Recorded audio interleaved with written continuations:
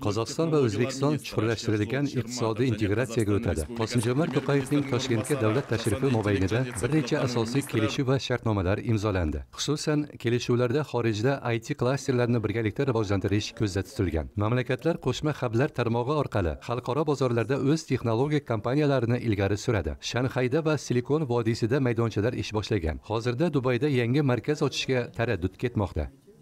There are a number of directions that we cooperate between Kazakhstan and Uzbekistan. Biz IT sohada O'zbekiston bilan hamkorlik qiladigan bir necha yo'nalish mavjud. Birinchidan, bu xalqaro bozorlarda IT hublar ochish, masalan, Silikon vodiysida birgalikda ochilgan hublarimiz bor. Bu yerda Markaziy Osiyo kompaniyalari venture sarmoyadorlar bilan uchrashuv o'tkazish, akseleratsiya dasturlaridan o'tish uchun infratuzilmaga ega. Central Eurasian region have an infrastructure to meet with venture capitalists.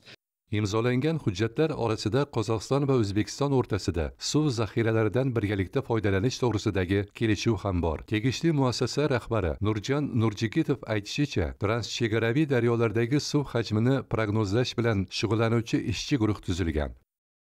Кроме этого, определяется перечень водохозяйства. Bundan tashqari, suv xo'jaligi obyektlari ro'yxati tuzilmoqda. Ularda ikkala tomon birgalikda ta'mirlash va tiklash ishlarini o'tkazadi. Bu kanallar O'zbekiston hududida jami 12 ta kanal joylashgan. Bular davlatlararo foydalaniladigan kanallar. Межгосударственное пользование.